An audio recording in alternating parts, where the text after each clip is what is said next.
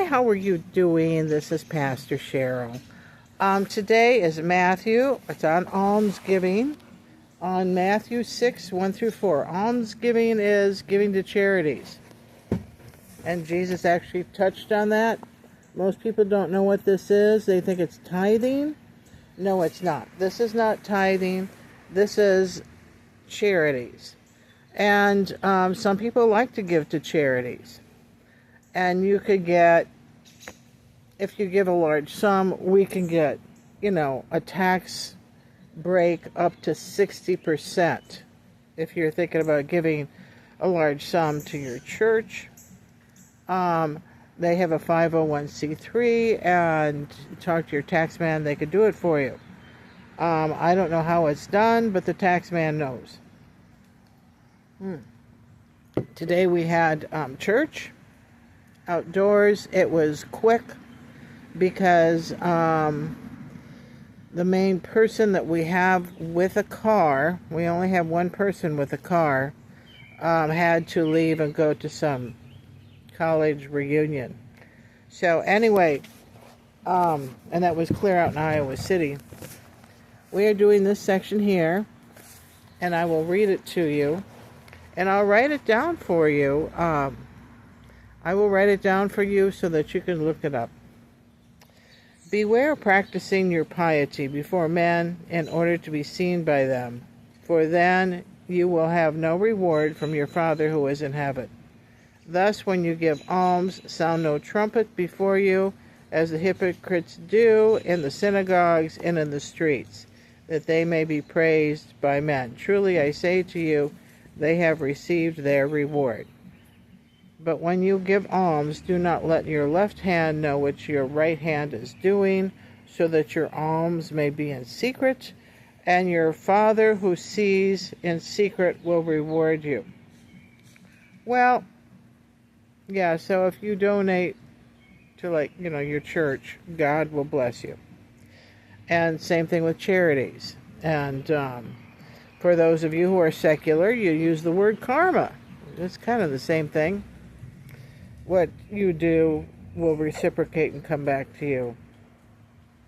And with God, it's shaken together and packed together, and 10 times or 3 times the fold, large number.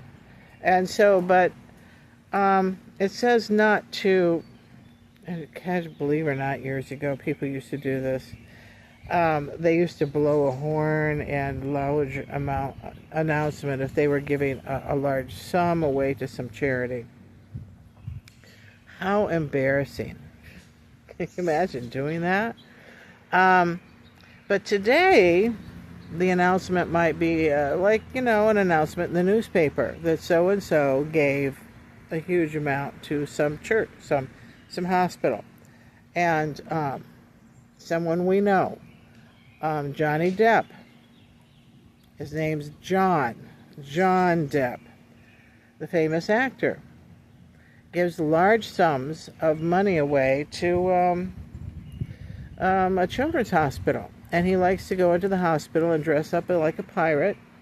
What is it, Captain Jack Sparrow? And he thrills the children. And then he gives large sums to this hospital, possibly others, but it's mentioned in the newspaper. And I saw an example of this newspaper. It was sent to me because I like to order a certain pattern of china, and it's coming out of the Los Angeles area. And I unpacked a plate that I ordered, and the newspaper from that region was in there. It's all wrapped around, these plates. It's nice of them to do that. Anyway, so I was thrilled and I was thrilled with my china, but anyway, we got little gnats through here. Anyway, apparently John Depp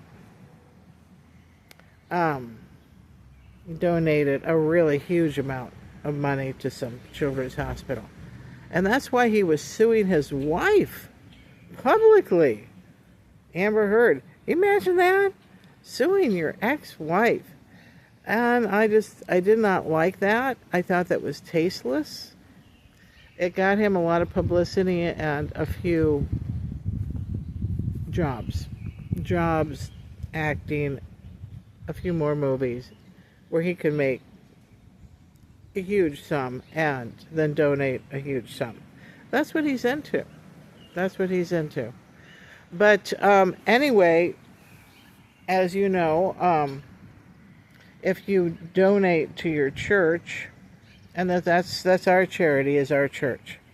We are putting together a outdoor chapel, and we are trying to do some finishing touches on it, but there's not a lot to be done left.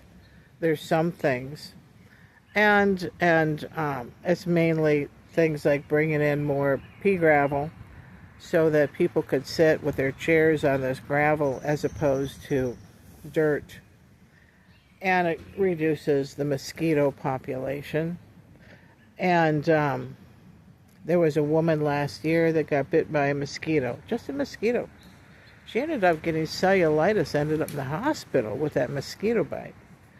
And so we decided to pack in a large area for people to gather in with this pea gravel stuff to reduce the mosquito population.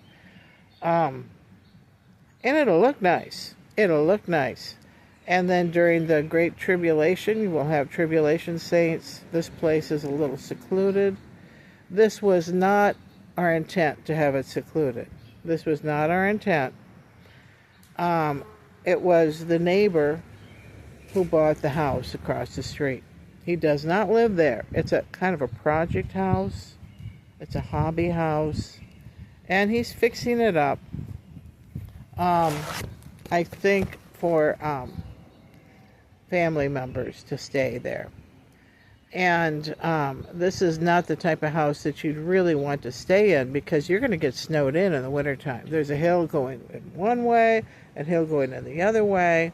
We're right on the corner. And then he decided that he wanted it to be private out there. That's not his call for it to be private out there, especially not in front of a church group. And so our little chapel now is open pretty much 24/7. All the area churches, all the Quad City churches through Churches United, and the local churches, I've invited them. Plus we've run ads and put up flyers and pass around flyers. And so it's well advertised. It really is. It's very well advertised. And so if people don't know about it, it's because they do not read. They choose not to read. It's been in the River City Reader for a number of years, back in the meetings section or whatever.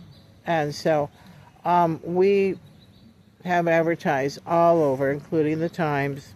Yeah, it's done. People know about it.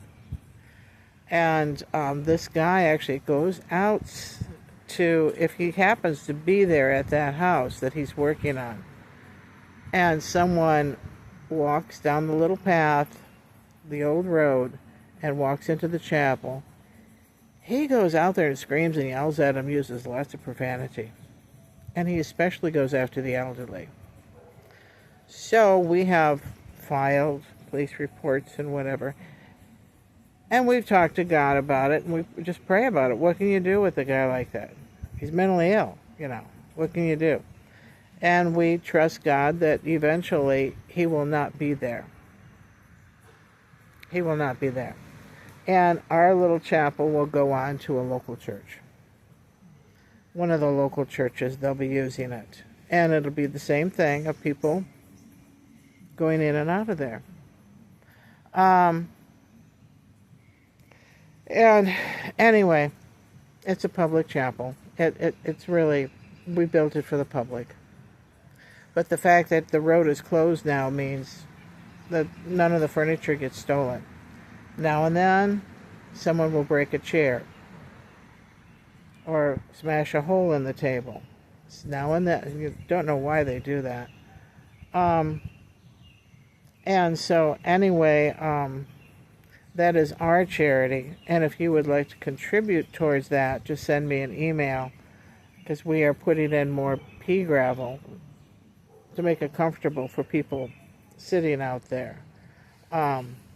Reduce the bug population. And so, anyway, we will see you tomorrow. We'll talk to you tomorrow, and we will be doing a small little section on prayer. Okay? And we'll go through these little sections one at a time, because this is kind of a Bible study. And we'll be going through the Synoptic Gospels, Matthew, Mark, and Luke. But I thought this was an interesting little topic about charities. And so, anyway, I will see you tomorrow. Bye-bye.